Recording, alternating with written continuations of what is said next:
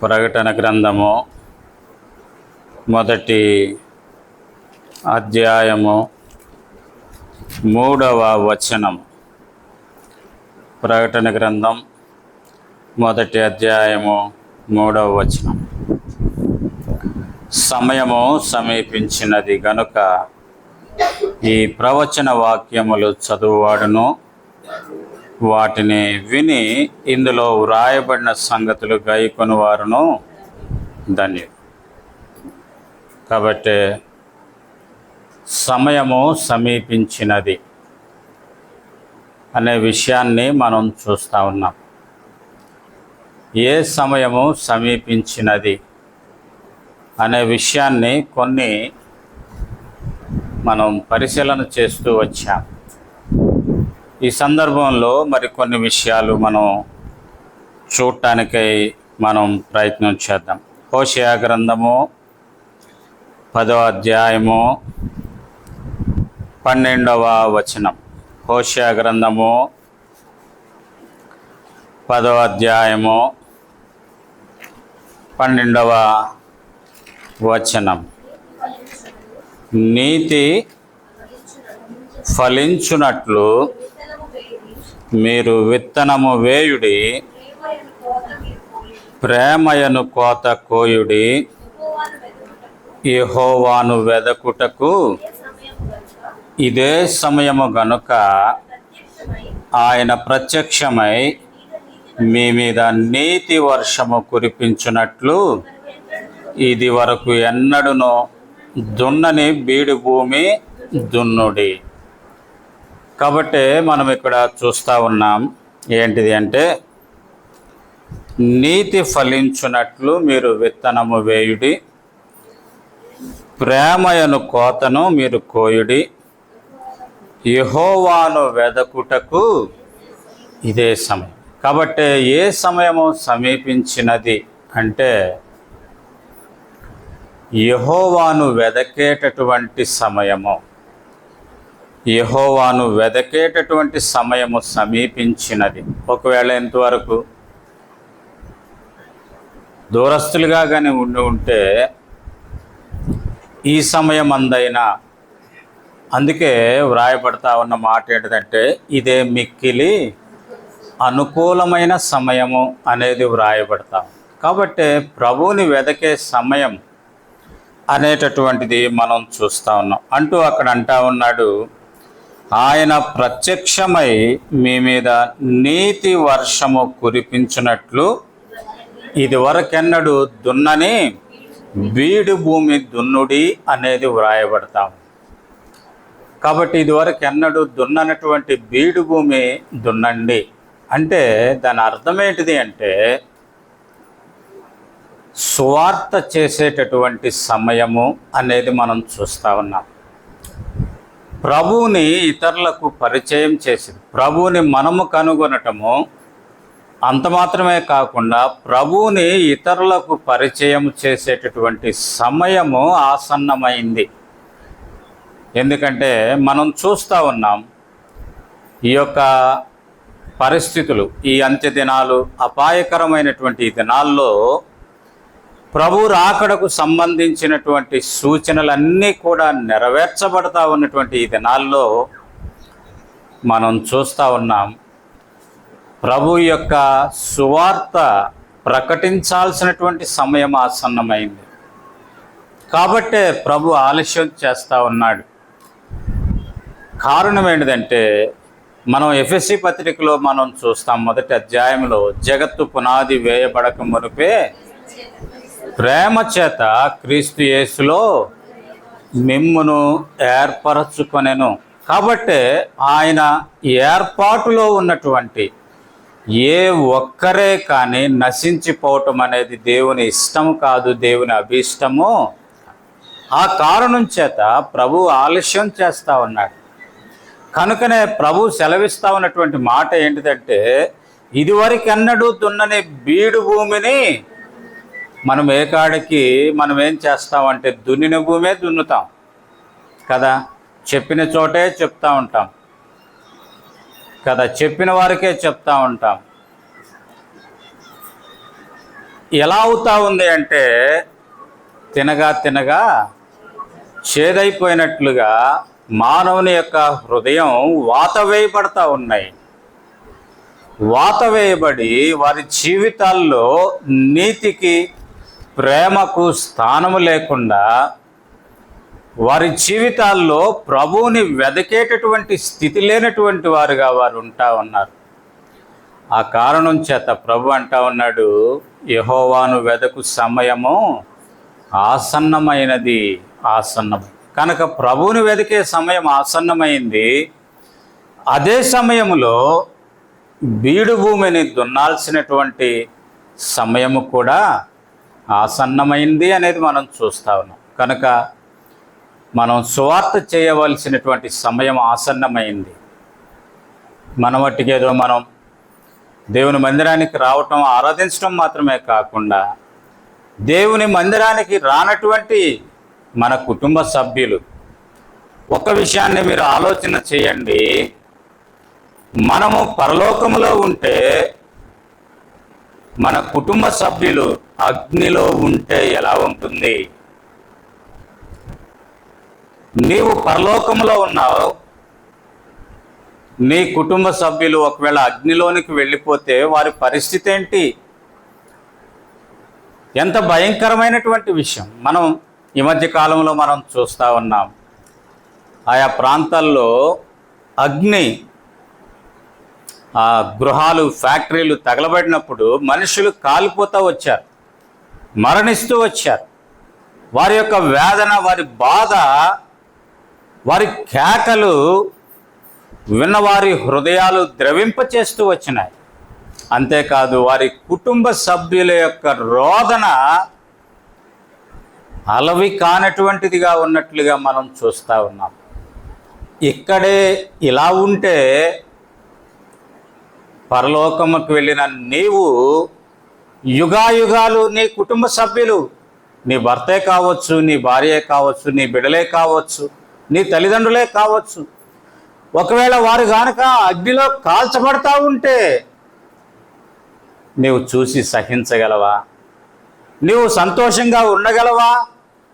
నీవు ఆనందంగా ఉండగలవా అనేది ప్రశ్న.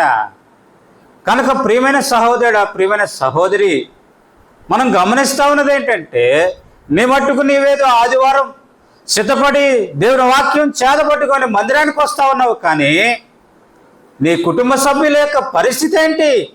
ఒకవేళ ప్రభు వస్తే వారి స్థితి ఏంటి? కనుకనే మనం జ్ఞాపకం చేసుకుందాం, దున్నబడనటువంటి బీడు భూమి దున్నే సమయం వచ్చింది అనేది మనం గమనిస్తూ ఉన్నాం. అందుకే ప్రభు అంటా ఉన్నాడు, సమయం సమీపిస్తూ ఉంది. కనుక ప్రియమైన సహోదరుడా, ప్రియమైన సహోదరి, నీ కుటుంబం కొరకై నువ్వు ప్రార్థిస్తూ ఉన్నావా? నీ ఇరుగు పొరుగు వారి కొరకై ప్రార్థిస్తూ ఉన్నావా? నీ బంధువుల కొరకై నువ్వు ప్రార్థిస్తూ ఉన్నావా? నీ గ్రామం కొరకై, నీ పట్టణం కొరకై, నీ రాష్ట్రం కొరకై, నీ దేశం కొరకై ప్రార్థించేటటువంటి అనుభవంలోనికి నీవు రాగలుగుతా ఉన్నావా? వారు నశించి ఆ నరకాగ్నికి వెళితే ప్రభు నిన్ను ప్రశ్నిస్తే, నీ భర్త ఎక్కడా? నీ బిడ్డలు ఎక్కడా? నువ్వు ప్రార్థన చేసావే, నాకు బిడ్డలు లేరని, ప్రభా నాకు బిడ్డలు కావాలని ప్రార్థన చేసావే, ఆ బిడ్డలు ఎక్కడా అని ప్రభు ప్రశ్నిస్తే నీ సమాధానం ఏంటి? కనుకనే ప్రియమైన సహోదరుడా, ప్రియమైన సహోదరి, మనం జ్ఞాపకం చేసుకుందామా? సువార్త చేసే సమయం ఆసన్నమైంది. ప్రభుని వెదకే సమయం ఆసన్నమైంది. దున్నబడని బీడు భూములు దున్నేటువంటి సమయం ఆసన్నమైంది. దాని కొరకై నీకు నాకు కావాల్సినటువంటి లక్షణాలు ఏంటిది అంటే, అక్కడ మనం చూస్తూ ఉన్నాం, నీతి కావాలా? నేను నీతిమంతులంగా ఉండాలా? ఎలా మనం నీతిమంతులంగా అవుతామంటే మనకు తెలుసు. రోమిలకు రాసిన పత్రిక 4వ అధ్యాయం చివరి వచనములో, యేసు రక్తము ద్వారా మనం నీతిమంతులుగా చేయబడతాం. ఆయన మరణించి తిరిగి లేపబడటం ద్వారా మనం నీతిమంతులుగా చేయబడ్డామనేది మనం చూస్తా ఉన్నాం. కాబట్టి నీతిమంతులుగా చేయబడినటువంటి నీవు నేను ప్రేమ కలిగినటువంటి వారమై క్రీస్తు ప్రేమను చూపిస్తూ మనం మన భర్తను, మన భార్యను మన బిడ్డలను, మన తల్లిదండ్రులను దేవునిలోనికి నడిపించే వారంగా నీవు నేను ఉండాల్సినటువంటి ఆ సమయం ఆసన్నమైంది అనేది మనం అక్కడ చూడగలుగుతా ఉన్నాం. రెండవది గనక మనం గమనిస్తే అక్కడ మనం చూస్తూ ఉన్నాం. రెండవదిగా గనక మనం గమనిస్తే రండి చూద్దాం. ప్రసంగి గ్రంథము 8వ అధ్యాయము, ప్రసంగి గ్రంథము 8వ అధ్యాయము 6వ వచనం. ప్రసంగి గ్రంథము 8వ అధ్యాయము 6వ వచనం. ప్రతి సంగతిని విమర్శించు సమయము ఏర్పడి ఉన్నది, లేని ఎడల మనుష్యులు చేయు కీడు బహుభారమగును అనేది మనం చూస్తూ ఉన్నాం. అందుకే పైన మనం చదువుతాం 5వ వచనంలో, ధర్మమును ఆచరించు వారికి కీడేమియు సంభవింపదు, సమయము వచ్చుననియు న్యాయము జరుగుననియు మనుష్యులు జ్ఞానులు మనస్సున తెలుసుకొందురు అనేది మనం చూస్తాం. కాబట్టి ప్రతి సంగతిని విమర్శించే సమయం వచ్చింది, విమర్శించే సమయం. కాబట్టి అక్కడ మనం చూస్తూ ఉన్నాం. ఆ సమయానికి గనక మనం గమనిస్తూ ఉన్నాం, పైన లేని ఎడల విమర్శించు సమయం ఏర్పడింది, లేని ఎడల మనుషులు చేయు కీడు బహుభారం అవుతుంది.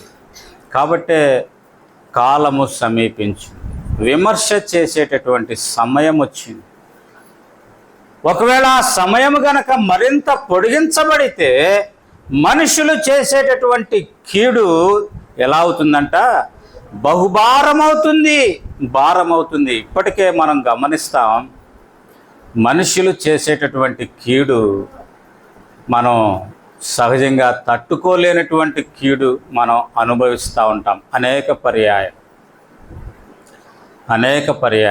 అందుకే జ్ఞానులు ఎలా ఉంటారు అంటే ధర్మమును ఆచరిస్తూ ఉంటారు, న్యాయము జరిగిస్తూ ఉంటారు. ధర్మము ఆచరిస్తూ న్యాయము జరిగిస్తూ ఉంటారు. అలా లేనట్లయితే కీడు అనేటటువంటిది భారమైపోతూ ఉంది.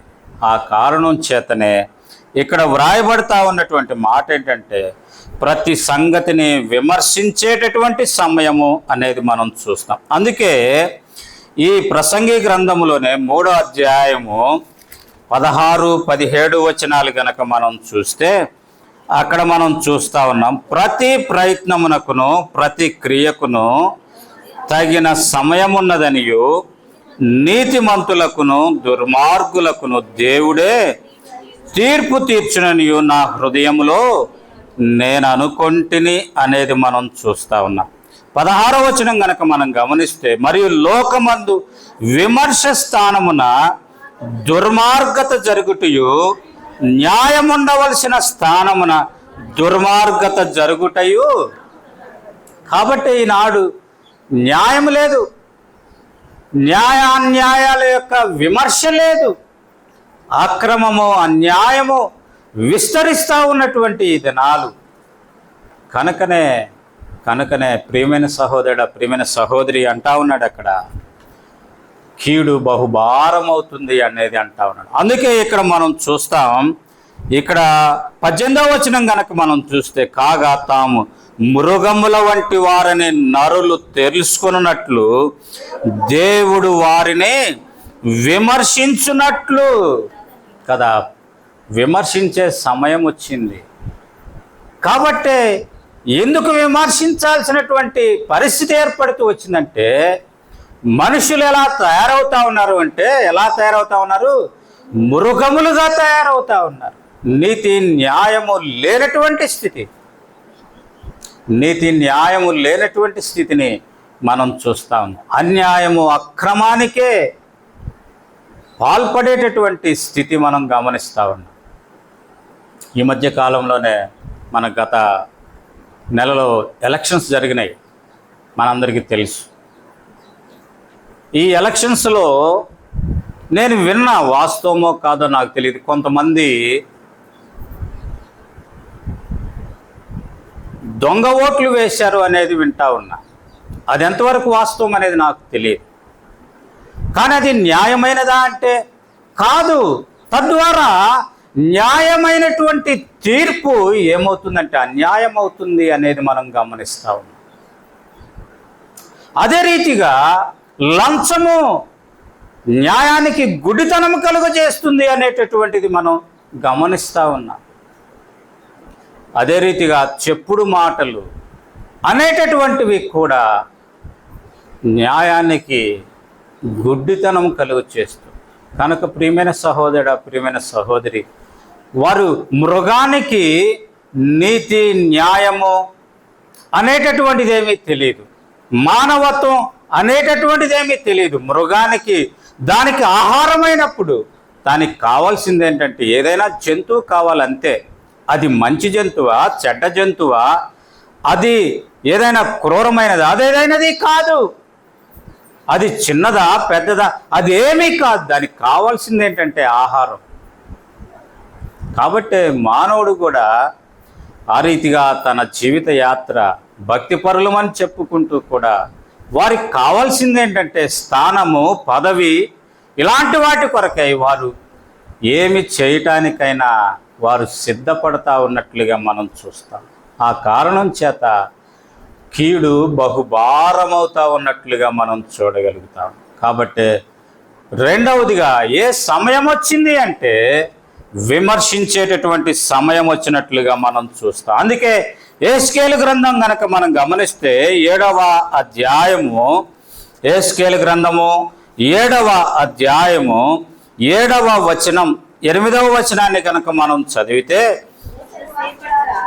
అక్కడ వ్రాయబడతా ఉన్నటువంటి మాట ఏంటిది అంటే, చదవండి.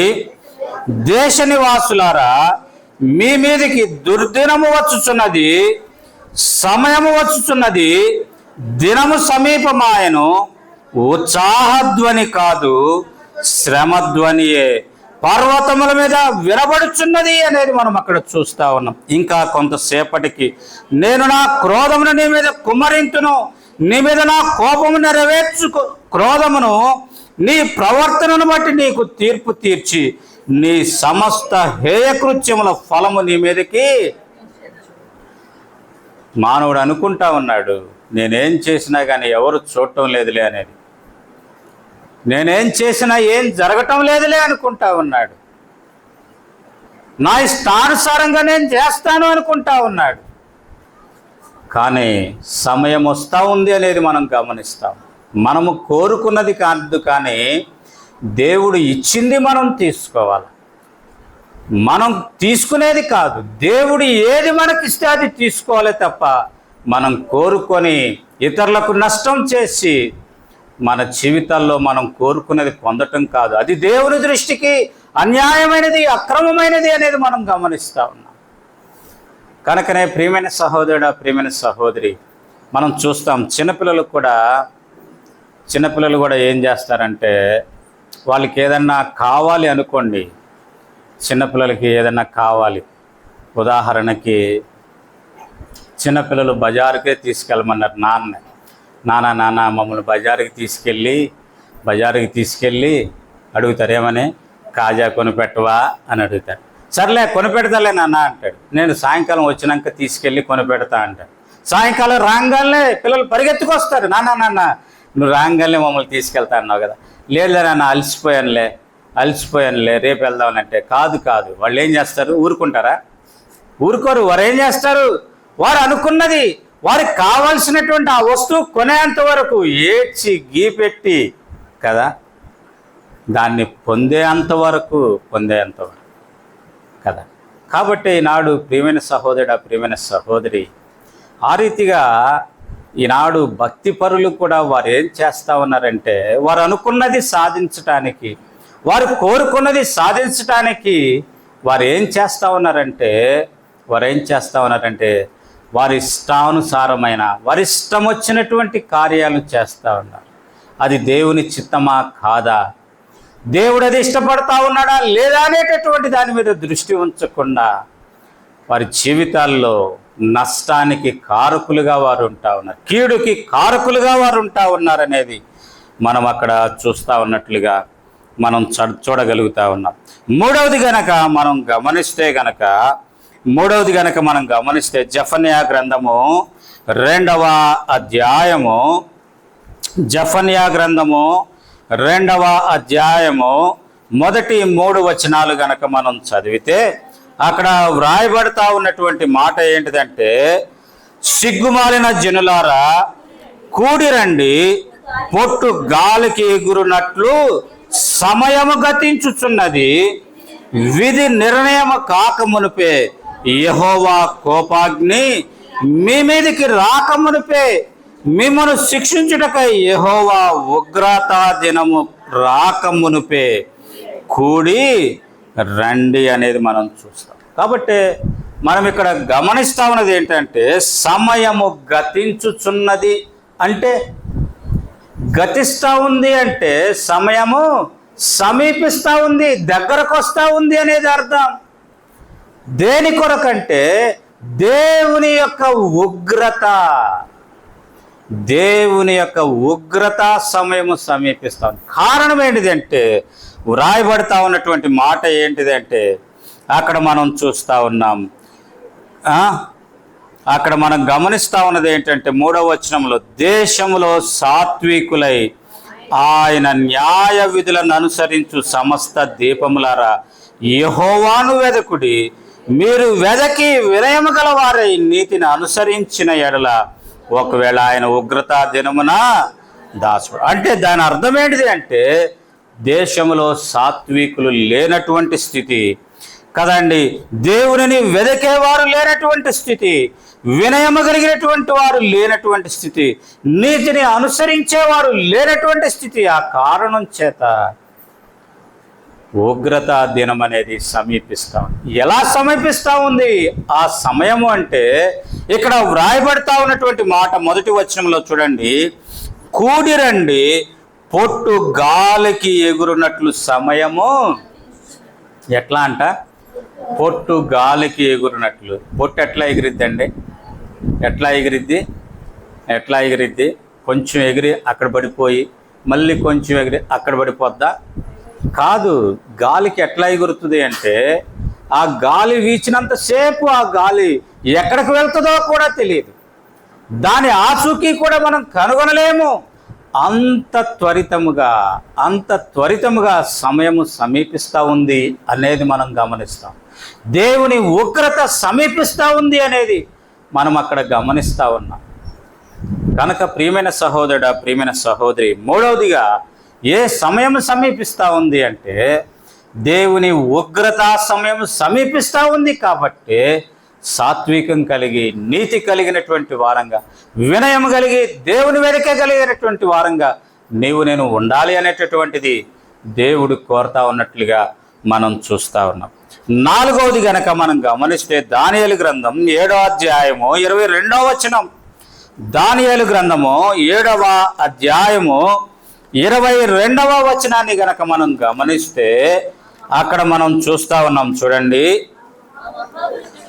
ఆ మహావృద్ధుడు వచ్చి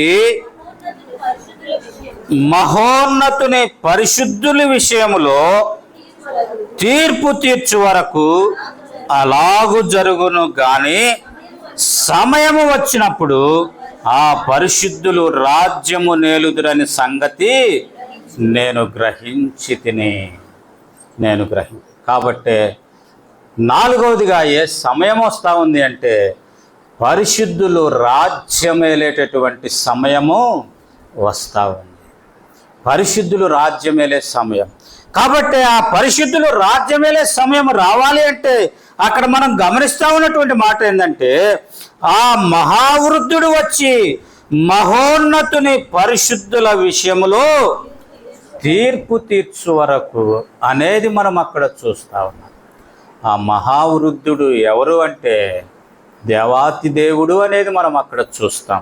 అందుకే ఆయన గురించి అక్కడ వ్రాయబడతా ఉంది 9వ వచనములో, ఇంకా సింహాసనములను వేయుట చూచి తిని మహావృద్ధుడొకడు కూర్చుండెను. ఆయన వస్త్రము హిమము వలె ధవళముగాను, ఆయన తల వెంట్రుకలు శుద్ధమైన గొర్రెబొచ్చు వలె తెల్లగా ఉండెను.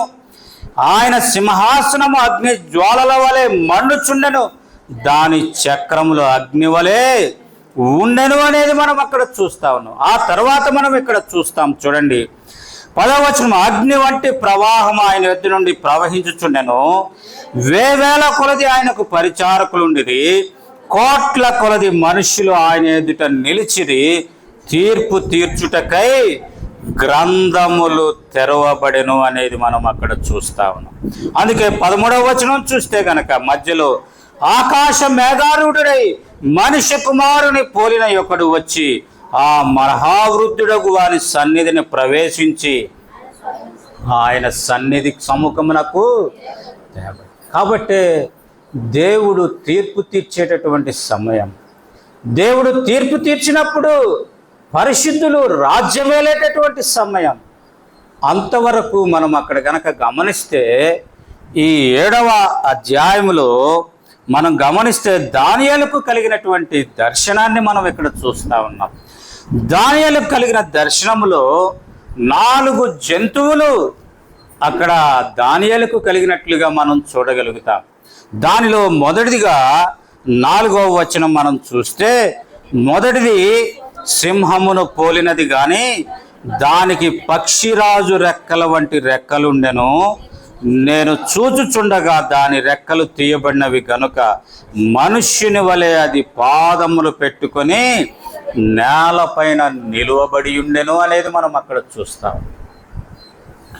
రెండవది గనక మనం గమనిస్తే 5వ వచనంలో మనం చూస్తాం, ఎలుగుబంటిని పోయినటువంటి జంతువు అనేది మనం అక్కడ చూస్తా ఉన్నాం. మూడవది గనక మనం గమనిస్తే 6వ వచనంలో అటు పిమ్మట చిరుత పొలిని పోలిన మరి ఒక జంతువును చూచి తిని అనేది మనం చూస్తాం. 4వది గమనిస్తే 7వ వచనంలో మధ్య భాగంలో 4వ జంతువు ఒకటి కనబడెను. అది తనకు ముందుగా నుండిన ఇతర జంతువులకు భిన్నమైనది, అది మహాబల మహాత్యములు గలది. దానికి పెద్ద ఇనుప దంతములను 10 కొమ్ములు ఉండెను. అది సమస్తమును భక్షించుచు తుత్తనీయులుగా చేయొచ్చు, మిగిలిన దానిని కాళ్ళ క్రింద అనగదొక్కుచుండెను అనేది మనం చూస్తూ ఉన్నాం. కాబట్టి ఇవన్నీ జరుగుతూ ఉన్నప్పుడు ఆ మహావృద్ధుడు వచ్చినట్లుగా మనం చూస్తాం. అక్కడ మనం 8వ వచనం చదివితే గనక, నేను ఈ కొమ్ములను కనిపెట్టగా ఒక చిన్న కొమ్ము వాటి మధ్యను లేచెను, దానికి స్థలమిచ్చుటకై ఆ కొమ్ములలో 3 పెరికివేయబడినవి. ఈ కొమ్ములకు మానవుల కన్నుల వంటి కన్నులను, గర్వముగా మాట్లాడు నోరును ఉండెను అనేది మనం అక్కడ చూస్తాం. కాబట్టి ఈ 4 కూడా 4 రాజ్యాలకి మనం సాదృశ్యంగా మనం చూస్తాం. ఈ 4 కూడా 4 రాజ్యాలకి సాదృశ్యంగా. అందుకే దానియేలు గ్రంథంలో నెబుకద్నెజరుకి కలిగినటువంటి ఆ దర్శనంలో ఆ విగ్రహము మనం చూస్తాం.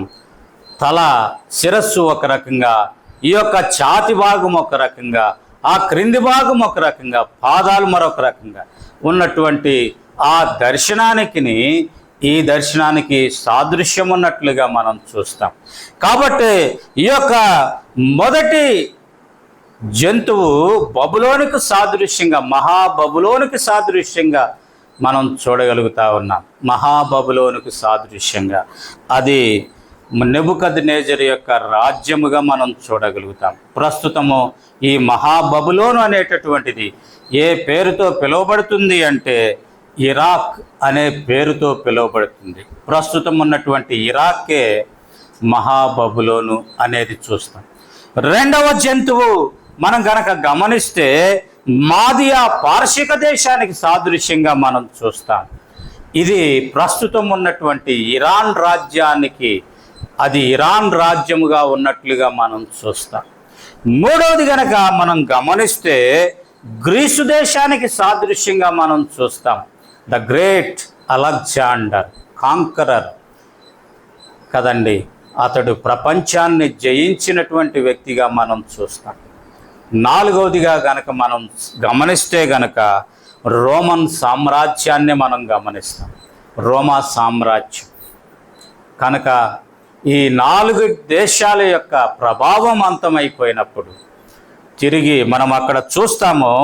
ఈ యొక్క దానియేలు గ్రంథం 7వ అధ్యాయంలో మనం ఒక మాట చదువుతాము. అక్కడ చూడండి, దానియేలు గ్రంథము 7వ అధ్యాయములో గనక మనం గమనిస్తే అక్కడ మనం చూస్తాం. చూడండి, అక్కడ వ్రాయబడతా ఉన్నటువంటి మాట 25వ అధ్యాయంలో 25వ వచనం, 7వ అధ్యాయము 25వ వచనం. ఆ రాజు మహోన్నతునికి విరోధముగా మాట్లాడుచు మహోన్నతుని భక్తులను నలుగగొట్టెను. అతడు పండుగ కాలములను న్యాయ పద్ధతులను నివారణ చేయబూనుకొనుచు వారు ఒక కాలములు అర్ధకాలములు అతను వశమున నుంచబడుదురు. అతని అధికారము నశింపజేయుటకును నిర్మూల చేయుటకును తీర్పు విధించబడిన గనుక అది కొట్టివేయబడును అనేది మనం చదువుతా ఉన్నాం. ఆ తర్వాత జరిగేది, ఆకాశమంతటి క్రిందనున్న రాజ్యమును అధికారమును రాజ్య మహాత్యమును మహోన్నతుని పరిశుద్ధులకు చెందును. ఆయన రాజ్యము నిత్యము నిలుచును. కనుక ప్రియమైన సహోదరుడా, ప్రియమైన సహోదరి, ఈ యొక్క 4 రాజ్యాల యొక్క ప్రభావం అంతరించిన తరువాత మనం గమనిస్తూ ఉన్నది ఏంటంటే మహోన్నతుని యొక్క రాజ్యం. అక్కడ గమనిస్తూ ఉన్నాం, వారు కాలములు అక్కడ వ్రాయబడిన మాట ఏంటిదంటే అర్ధకాలము అతని వశమున ఉంచబడుదురు అనేది. అందుకే మనం గత వారం చూస్తూ వచ్చాం. 7 సంవత్సరాల ఆ యొక్క మనం చూస్తూ వచ్చాం. 3.5 సంవత్సరాలు మామూలుగా ఉంటుంది. చివరి 3.5 సంవత్సరాల్లో తన యొక్క విగ్రహాన్ని అపవిత్రమైనటువంటి ఆ దానిని తీసుకొని వచ్చి దేవాలయంలో నిలబెట్టినప్పుడు వారు గ్రహిస్తారు అనేటటువంటిది మనం గమనిస్తాం. ఆ తదుపరి వారికి మహాశ్రమల కాలం, భయంకరమైనటువంటి కాలం మనం గమనిస్తా ఉన్నాం. ఆ సమయం మించిన తరువాత దేవాతి దేవుడే దిగి వచ్చి వారిని ఓడించి తిరిగి పరిశుద్ధులకు తన బిడ్డలకు రాజ్యం ఇస్తాను అనేది మనం అక్కడ చూస్తాం. అది ఎంతకాలం అండి? ఆయన రాజ్యము నిత్యము నిలుచు. ఆయన రాజ్యము నిత్యము నిలుచు. కనుకనే మనం గమనిస్తూ వచ్చింది ఏంటిది అంటే, 4వదిగా మనం ఏమి గమనించాము అంటే ఇక్కడ వ్రాయబడినటువంటి మాట, పరిశుద్ధులు రాజ్యము నేలే సమయము వచ్చింది అనేటటువంటిది మనం గమనిస్తాం. కాబట్టే మనం పరిస్థితులు చూస్తూ ఉంటే అలాగే ఉంది. ఇశ్రాయేల్ దేశంలో నిన్నగాక మొన్న మనం గమనిస్తూ ఉన్నాం. ఈ యొక్క హమాసు తీవ్రవాదులు వారు గాజాలో దాచుకున్నటువంటి ఆ యొక్క ఇజ్రాయేల్ బందీలను కొంతమందిని విడిపించినట్లుగా, వారు సర్జికల్ స్ట్రైక్ చేసి విడిపించినట్లుగా మనం చూస్తూ ఉన్నాం. వారు చెప్తా ఉన్నటువంటి మాట ఏంటిదంటే, చూస్తే దేవుడే మాకు తోడుగా ఉన్నాడు, దేవుడే మాకు సహాయం చేస్తూ ఉన్నాడు అనేటటువంటి మాట. కనుక ఈ పరిస్థితులు అన్నీ గనక మనం చూస్తే సమయము సమీపించింది అనేటటువంటిది మనం గమనిస్తూ ఉన్నాము అనేది మనం గమనించాలనేది దేవుని యొక్క ఉద్దేశం. 5వదిగా గనక మనం గమనిస్తే ఏ సమయం ఆసన్నమైంది అంటే, ఈ యొక్క ప్రకటన గ్రంథంలోనే 19వ అధ్యాయంలో మనం గమనిస్తూ ఉన్నాం. ప్రకటన గ్రంథము 19వ అధ్యాయము మనం గమనిస్తూ ఉన్నటువంటి మాట ఏంటిది అంటే, 19వ అధ్యాయము 7వ వచనం మనం గమనిస్తే, అప్పుడు గొప్ప జనసమూహపు శబ్దమును, విస్తారమైన జలముల శబ్దమును, బలమైన ఉరుముల శబ్దమును పోలిన ఒక స్వరము, సర్వాధికారియు ప్రభువునకు మన దేవుడు ఏలుచున్నాడు, ఆయనను స్తుతించుడి, గొర్రెపిల్ల వివాహ మహోత్సవ సమయము వచ్చియున్నది. కాబట్టి 5వదిగా మనం గమనిస్తా ఉన్నది ఏంటంటే, గొర్రెపిల్ల వివాహ మహోత్సవ సమయము వచ్చినది అనేది మనం గమనిస్తూ ఉన్నాం. కాబట్టి ఎవరు ఈ గొర్రెపిల్ల? ఎవరి గొర్రెపిల్ల అంటే ఇదిగో లోక పాపములు మోసుకొని పోవు దేవుని గొర్రెపిల్ల, దేవుని గొర్రెపిల్ల.